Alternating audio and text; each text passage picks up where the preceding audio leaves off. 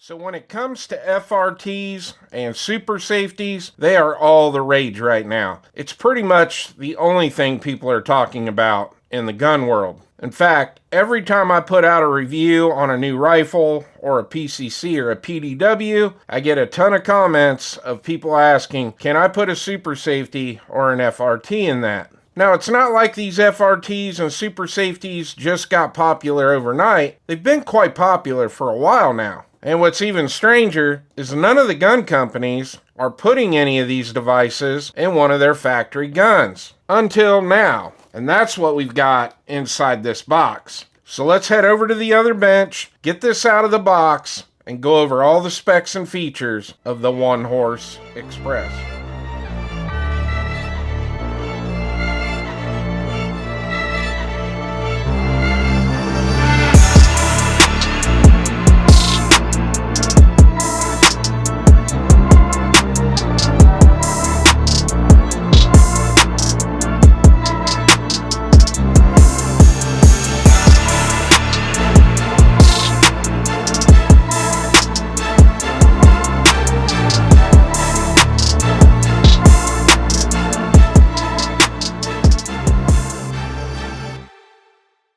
Alright, before we get into the full specs of the Express rifle, I gotta get a few things out of the way real quick. First off, OneHorse USA did send this out to the channel for a review. The second thing, I want to give a big shout out to Pursuit Armory. They are a local gun store right here in my hometown, and they are handling all the FFL transfers for the channel. And the last thing, this is an unboxing video. We're just going over all the specs and features of this gun. And the next video will be the first shots video with this. Alright, we're over on the other bench, and we're going to get this out of the box and see what all comes in the box. So it does just come in a cardboard box. Got the OneHorse logo here on the top. Gonna flip this open. Got another flap right here. I'm going to peel back. Got some foam padding. We've got our rifle. This is the OneHorse Express. We're going to set that off to the side. We'll get back into that here in a little bit. We got our lock. You know what we do with our locks. Straight to the trash. This does come with one magazine. This is a standard capacity mag by Thrill. I have never used one of these mags before. I do believe they pretty much come out of the same factory as a Men 2. They look a lot like an Men 2 mag, but I can't verify that. We also have our instruction manual. That's actually a really nice manual. We've got an ECI. They were nice enough to send a bunch of stickers. Might have to use these for giveaways on the live stream. And that is everything in the box.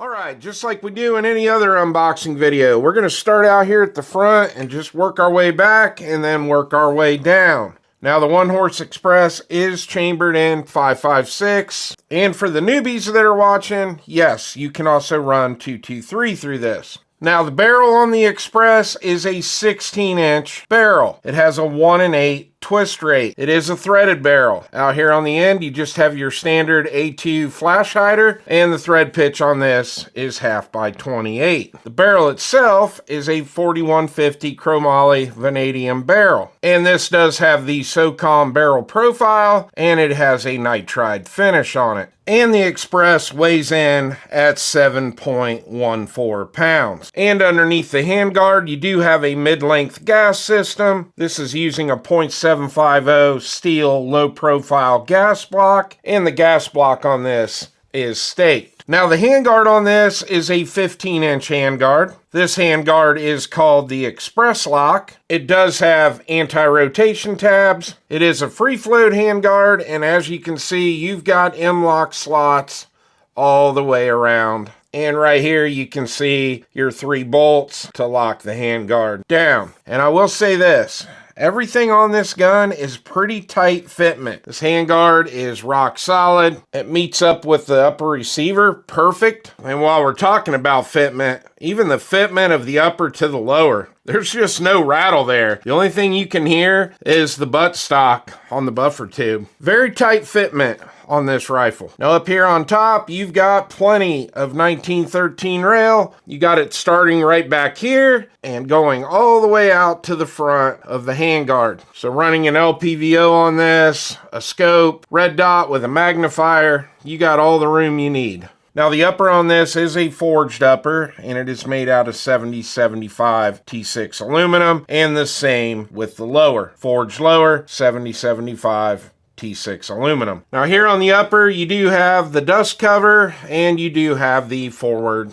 assist. Here is the upper separated from the lower. They are using a Breek Arms Warhammer, and this is an ambi charging handle. Now, as far as your bolt carrier goes, this is just a standard M16 bolt carrier, and this also has a black nitride finish on it. Now, if you decide to order this rifle from the OneHorse website, you can do certain upgrades to this gun. One of those is the bolt carrier group. They have a gold tin, they also have the chameleon, and you can also get it in the nickel. And when we get to the lower, we're going to talk about another upgrade that you can do with this. All right, now we're going to talk about the lower. We already talked about that this is made out of 7075 T6 aluminum. It is a forged lower. And when you look at this lower, it looks just pretty much like any other standard mil-spec lower. In fact, that's going to be one of my gripes about this lower in a second. But what makes this lower so unique is what's inside. Yes, this does just have your standard mil-spec trigger, but inside here we have the Atrius Development single side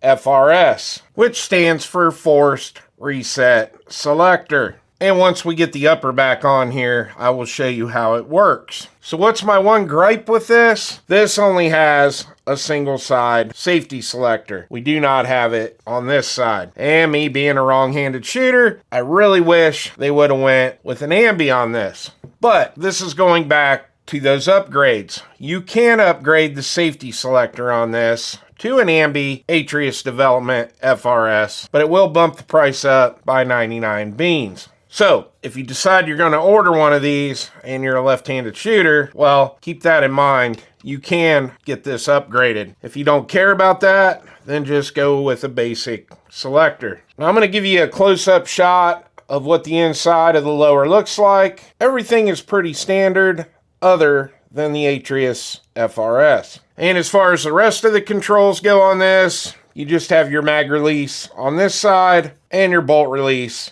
on this side. And you have the OneHorse logo right there on the front of the lower. And as far as the trigger guard goes on this, just your standard trigger guard, but the bottom part of the trigger guard here is removable, and you can upgrade it to an oversized trigger guard or whatever brand you prefer. Now the grip on this is made by Thrill. I've talked to the guys at Thrill, but I've never used any of their products here on the channel. But the grip on this is quite comfortable. You got some really nice texturing right here. You have that same texturing on the front, on the back, and obviously on this side. There is a little hump right here to rest your thumb. Yes, you have that on both sides. I actually kind of like this grip. Do I like it enough to not put a Die Free Co. Kung Fu grip on here? Probably not, but I think it's going to make most people pretty happy. Now inside this lower, it does have the low cut shelf for the FRS. And as far as the buffer in this, it is just using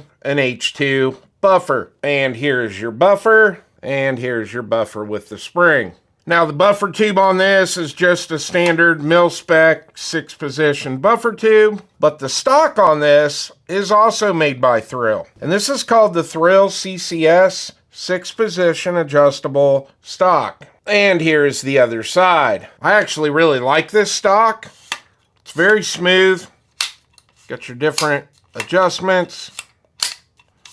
Very little play. There is a little bit, but not much. You do have a QD attachment point right here, and you have that on both sides. This does have a hard rubber butt pad on the back, and you've got some really nice texturing right there. Definitely gonna keep that from sliding around. And if you prefer not to use a sling with the QD mounts, you do have your regular sling slots. And speaking of the sling, I did forget to mention that you do have a QD slot right here and right here on this side, and they work very well.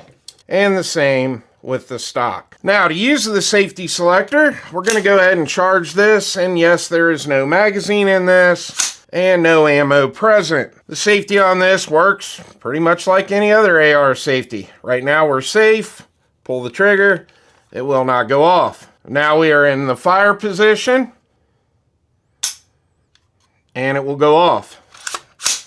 And then we're going to go all the way to the back, and now we are in fun mode, or super semi-auto, whatever all the cool kids are calling it nowadays. Now let's talk about the magazine. I told you in the unboxing portion, this only comes with one standard capacity magazine. And this magazine is made by Thrill, and it is called the PMX AR mag. Never used one of these mags before. I'm sure it's going to be just fine, because it reminds me of the newest generation of Men 2 magazines, which is what I pretty much run here on the channel. I run the Mod 3s and the Mod Cs, had really good luck with them, but it's actually a really nice mag. You do have that same texturing right through here that they use on the grip. You got that on both sides. You do have the red follower, just like a Men 2 uses. And the base plate's pretty cool on this. It's got that rubber texture, just like they use on the back of their buttstock. And your takedown button is right here. You're just gonna push that in, slide your base plate back, take out your spring and follower to clean your mag.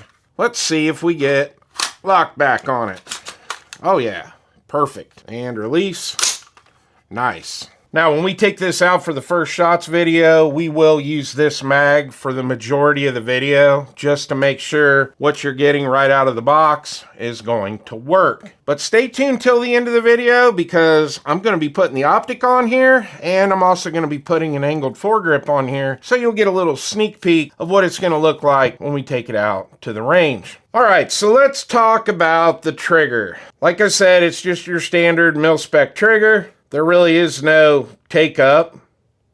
It just breaks.